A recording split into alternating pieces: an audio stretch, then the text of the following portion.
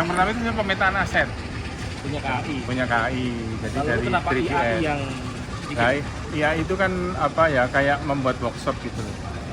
Membuat workshop, terus nanti hasil workshop itu kan di kawasan heritage itu kan ada yang sudah berfungsi baik, ada yang belum gitu ya. Terus nanti dari workshop itu kan kita usulkan ke KAI. Salah satu ide terkait dengan pengembangan heritage itu seperti ini loh, bisa seperti ini, bisa seperti ini. ini maksudnya arah pengembangannya tuh ke jadi komersil gitu. Komersil ya, sesuai undang-undang sih, membawa manfaat bagi pemilik kan. Jadi bangunan heritage itu kan intinya gitu, jadi bukan dibiarkan kosong kayak gini. Tapi nggak ada kalau komersil kan berarti kan Pak, misalkan jadi tempat toko Kafe ya, atau boleh gitu. bisa aja. Cuma kan kaidah cagar budayanya kan tetap kan. Sudah nggak boleh dirubah. Itu kan ada sesuai kaidahnya itu. Lah, ini kan tidak hanya berhenti di heritage, tapi kan di kawasan.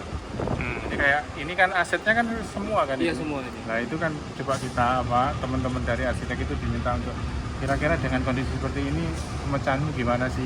Tapi ini inisiatornya siapa sih Pak, kegiatannya KAI atau memang Bareng sih, KAI sama I, karena di Jakarta kan mereka ini. Yang sudah pernah dilakukan di mana, Mas? Stasiun apa? Surabaya Jakarta apa? Jakarta Kota. Jakarta Kota. Terus apa yang paling Senen. lebih bus Manggarai ya? Manggarai. Yang sekarang Manggarai itu. Itu IAI Jakarta berarti ya? Ya, itu satu. Ya itu. Sebenarnya Ya, itu ya awalnya dari individu ya, mungkin dari arsitek itu, terus kemudian kayak gini ini kan tidak mungkin individu ya, karena Iya. melibatkan banyak.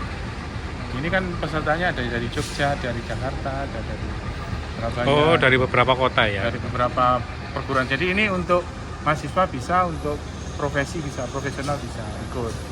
Makanya ini ya kelihatan udah muda ya Pak teman-teman yang Ya, ada yang muda-muda, ada yang sepuh-sepuh. Gabungan. Makanya itu kan. IAI Ikatan Arsitek Indonesia. Arsitek Indonesia ya? lah kemarin sebelum di sini apa Pak acaranya?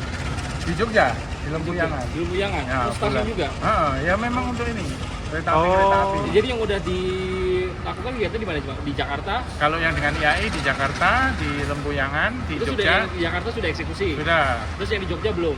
Jogja masih usulan kan. Masih usulan. Terus ini nanti usulan lagi, habis dari sini tidak tahu kemana lagi kan. Orang pusat yang ini. Permintaan sesuai permintaan KAI kan. KAI pengennya yang gimana? Gubeng? Pengkajian enggak. Wah, kayaknya udah Ya. komersil banget Mas. Udah ngerti fungsinya. Kan, sudah hidup lah. Tapi ya apa sih Pak? Maksudnya yang udah dilakukan dari IAI sama KAI ini yang sudah terlaksanakan di mana nih Manggarai. Jadi contohnya kayak gimana tuh Pak? Contohnya mereka bikin apa gitu terus IAI kasih. Besok sih yang jelaskan Pak Sandi. Besok ada yang arsiteknya yang jelaskan besok. Pak Sandi Sitohang itu di Petra itu, dia yang akan sama Pak bagian perencanaan Pak Sena besok dari KAI pusat. Ikut tak Mas besok? Kemana? Di Petra?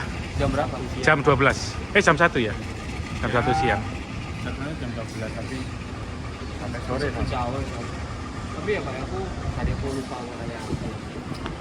Pak itu, nah ini kan susah nih Pak ya. Maksudnya kan bangunannya kan kalau dirubah jadi komersil, kan tempatnya kan fungsinya juga berubah tuh Pak. Ya kan dari area yang aslinya ini stasiun, kemudian ada satu spot itu untuk komersil itu, pasti kan mereka kan butuh tempat ini harus di apa namanya nih disesuaikan dengan kebutuhan mereka kan. Nah itu sejauh mana tuh Pak?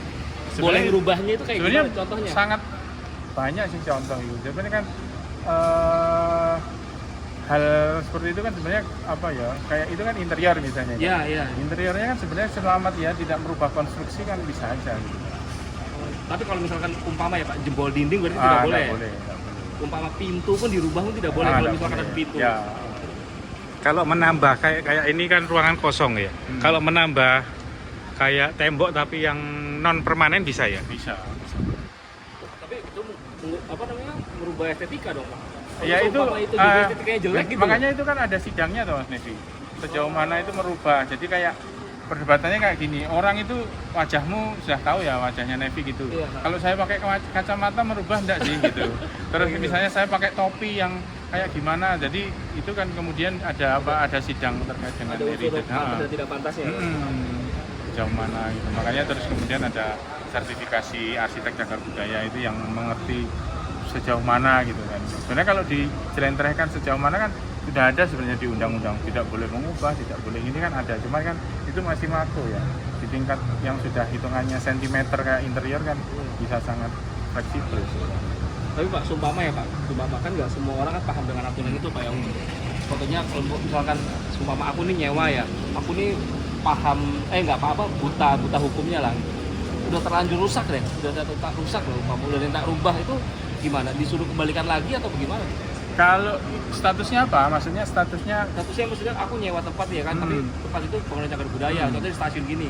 Aku bikin Alfamart, habis itu kalau gitu biasanya kan sebelum dilaksanakan harus ada gambarnya dulu kan, gambar persetujuan kan. Sebelum dilaksanakan, poin perjanjiannya dulu yang diteken. Enggak, maksudnya mau kamu ubah seperti apa itu kan sebelum dilaksanakan dan harus disetujui. Nah itu, kalau di kayak misalnya KAI berarti KAI kan yang harus disetujui KAI gitu kan. Masalahnya kan kemudian misalnya KAI sendiri tidak paham gitu. Kalau ini masih nyambung dengan KAI ya.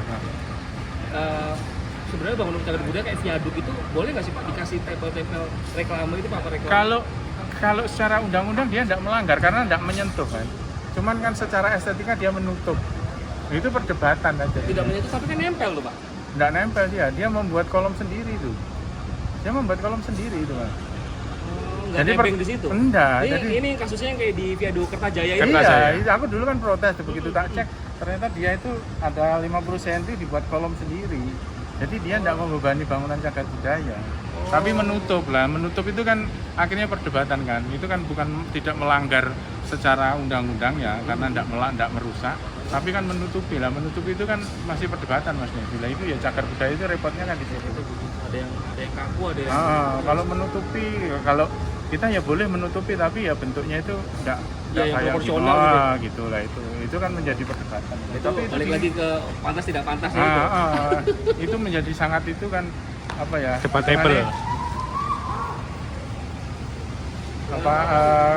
Ini Perdebatan. anunya TACP dan lain-lain itu.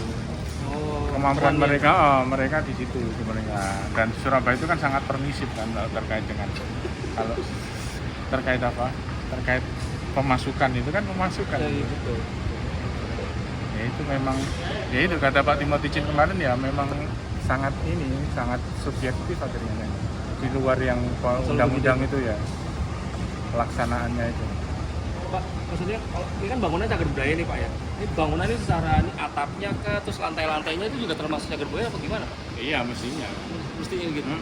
Cuma gini Mas Nedi, jadi data ketika kita sudah rusak mau dikembalikan itu kan kita harus punya dasar ya. Nah kalau tidak ada dasarnya itu yang repot. Sebenarnya malah kalau arkeolog malah dilarang karena kan mengada-ngada kan.